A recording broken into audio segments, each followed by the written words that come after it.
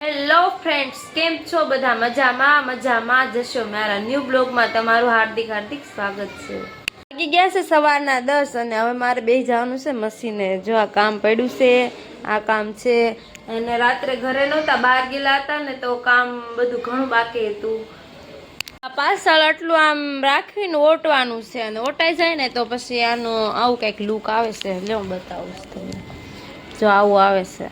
આટલું આ વચ્ચે નીચે એટલું કાપડ વાળેલું રાખવાનું. આ દામન પટ્ટો છે અને આ એના આગળનું આખું ફ્રન્ટ છે અને આ બેક છે, પાછળનો ભાગ છે. આખું આ ડ્રેસ જ છે, પણ આ અડધું જ કામ અડધું જ કરવાનું આવે. આ સૂટ પીસ છે, અડધું પીસ બને ને અડધું તો જે લોકો લે ને એ બને. ને સવારમાં હતા લાટ બધા, એ બધા ઘડી માર્યા અને જયસુખ ને લોકો ખાતે ગયા ને ત્યારે એને મેં આપી દીધા ઘડી મારે. એટલે તો મારે કામનું જ આજ મોડું થઈ ગયું. જે ઘરનું કામ તો નથી કર્યું, કપડાં ને એવું બધું પડ્યું છે, પણ આ લોટ છે ને માલ બધો બપોર દેવાનો છે. એટલે અત્યારે મશીને બેસી ગઈ છું, પૂરો થઈ જાય ને એટલે બપોરે પેલા આ બધું દઈ દેવાનો છે. પછી હવે ઘરનું કામ કરશું. બપોર પછી તો શું છે એ તો મને ખુદને નથી ખબર. હવે બ્લોગમાં બન્યા રહેજો, તમને ખબર પડી જશે.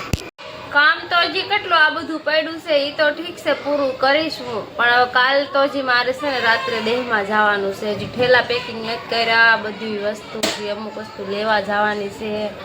હવે કાલે હું છે ને દેહમાં જવાની છું. અને જે લોકો આ બ્લોગ જોતા હોય ને એને મારું ગામ કયું છે ને ક્યાં જગ્યાએ રહું છું એ બધું તમારે જોવું હોય તો નેક્સ્ટ વિડીયોમાં એવું બધું બતાવીશ તમને.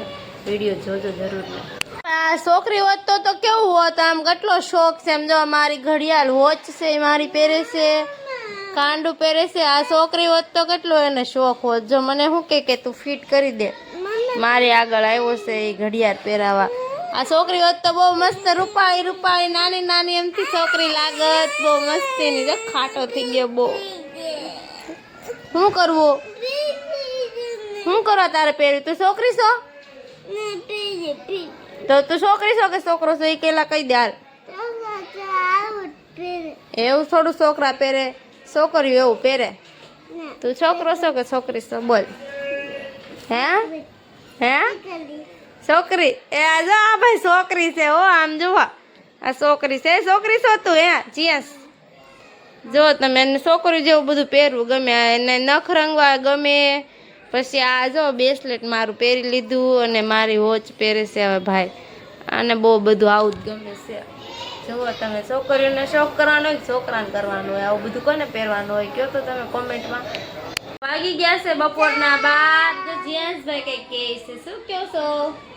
વાગી ગયા છે બપોરના 12 અને મારે જમવાનો બનાવવાનો ટાઈમ થઈ ગયો છે. અને આ જે પીસ હતા ને એ બધા પૂરા થઈ ગયા છે અને હું ઘડી મારું છું. મળીએ પછી, બાય. જમવાનું બનાવવા માંડીશું. અને શું બનાવવાનું છે ખબર છે? ફુલાવરનું શાક. કેમ કે ફુલાવર છે ને માર્કેટમાં અત્યારે હાવ સસ્તું છે, ખબર જ છે ને તમને.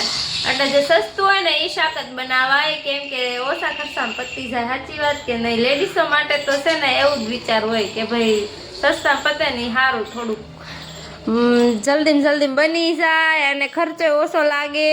અને હા સાચી વાત છે. હવે કોમેન્ટ કરી દેજો ફુલાવરનું શાક કોને ભાવે છે ને કોને નથી ભાવતું. મને તો ભાવે છે. શું ખાવું? ઈ શું માગે છે ખબર છે બધાને? તમને શું માગા તું? શું માગા છો? બોલ હું. જો આ ભાઈ એને રોજ અમારા મહેમાન આવી જાય, વગર તેડા આવે. આ મહેમાન બહુ ગોલા છે. એ કાચા ભૂંગળા દાબે છે ક્યાં ના. એ ને પિયાન બે. હું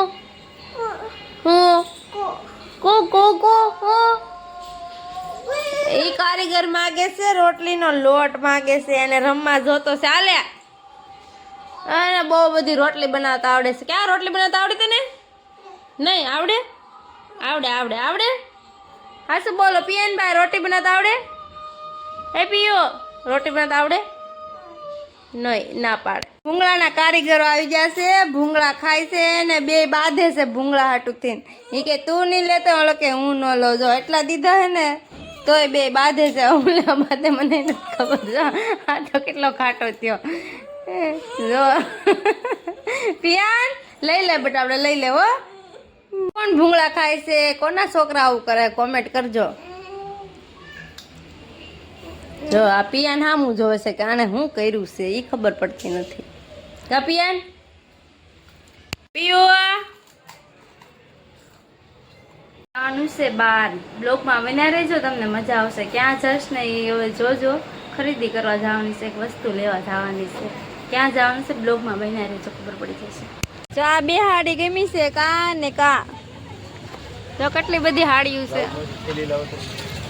બે હાડી લઈ લીધી છે. હા બે માં અલગ અલગ નાખીશ. અને કા તૈયાર થઈ ગયા હે. જીયાસભાઈ આમ જોવો તો. જીયાસભાઈ તૈયાર થઈ ગયા છે અને આપણે જઈએ છીએ. જો જેકેટ છે, જવાનું છે બહાર. બ્લોગમાં બન્યા રહેજો, આવશે મજા.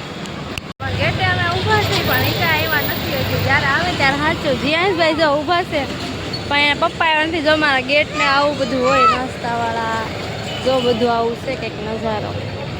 હવે ક્યાં જાવ બ્લોકમાં બન્યા રહેજો, આવશે મજા.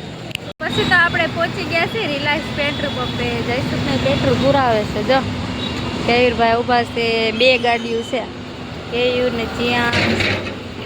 એક ભાઈ છે બીજા હારે. ગાડીમાં પેટ્રોલ નાખે છે. મળીએ પછી. તો મને નહોતી ખબર હતા. જાય ત્યારે ખબર પડે. હું પહેલી વાર જ જાઉં છું. ક્યાં જવાનું છે ખબર. બ્લોકમાં બન્યા રહે જો, તમને ખબર પડી જશે કે મેં ક્યાં જઈ છે. હવે સાને ક્યાં જવું છે એટલું સ્પીડમાં કઈ ખબર પડતી નથી.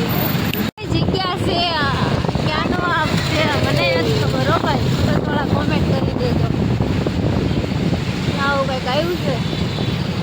ક્યાં જવાનું છે એ જ નથી ખબર. તો પછી આ કઈ જગ્યા છે એ મને કેવી રીતે ખબર પડશે?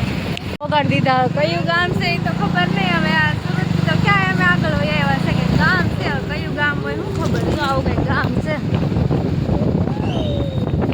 ક્યાં જવાનું છે કઈ ખબર નથી. ક્યાં જવાનું છે? જો આવું કઈ ગામ છે. મને ખુદને નથી ખબર કે આ ગામનું નામે નથી. ટોલ ગેટે પહોંચી ગયા છે. ઈ કામરેજ ને વટીને જાય ને ટોલ ગેટ ઈ છે.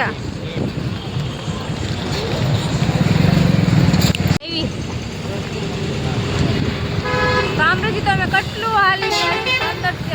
25 થી 30 કિલોમીટર આગળ હાલી ગયા છે. રાજ હોટલ આવી ગઈ છે. ફાઇનલી મિત્રો જો અમે પહોંચી ગયા છીએ મોંગલધામ. સોરું પીપોદરા સુરત હાઈવે ઉપર જ આવેલું છે આ મંદિર. અને આ મોંગલમાંનો એટલો હાસ છે ને કે વાત જ જવા દો. જેમ ભગુડા છે ને એવી રીતનું તે મોંગલમાંને આપણે તો બહુ જો માની છીએ. આજે તો મારે મંગળવાર હતો, આખો દિવસનો ઉપવાસ હતો, એટલે હું દર્શન કરવા માટે પોગી ગઈ છું મોંગલધામ. ને જો અહીંયા શ્રીફળ બધા હોમે છે આ આગમાં. અને આજે મારે દર્શન કરવા એવું જ મને હતું. અત્યારે રાતે વાગી ગયા છે 11. અમે 11 વાગે તો રાત્રે જો અહીંયા દર્શન કરવા માટે આવ્યા છે. સુરત કોઈ રહેતા હોય ને તો જરૂર આવજો આ મોંગલમાંના દર્શન. મિત્રો અમે પહોંચી ગયા છીએ મોંગલધામ. જો અમે દર્શન કરી લીધા છે અને હવે જઈએ છીએ ઘરે. આજે મારે મંગળવાર હતો તો ઉપવાસ હતો આખો દિવસ. મારે એમ હતું કે દર્શન કરવા છે તો મંગલમાંના દર્શન. જય મંગલમાં બધા કોમેન્ટમાં લખી નાખજો. જય માં મંગલમાં. હવે જઈએ છીએ ઘરે. કેટલું આઘું છે બાપા. અમારા ઘરેથી તો 35 થી 40 કિલોમીટર આઘું હતું. જીયાંશભાઈ જો અમારે એરભાઈ જીયાંશ ને મજા આવી ગઈ છે અહીંયા.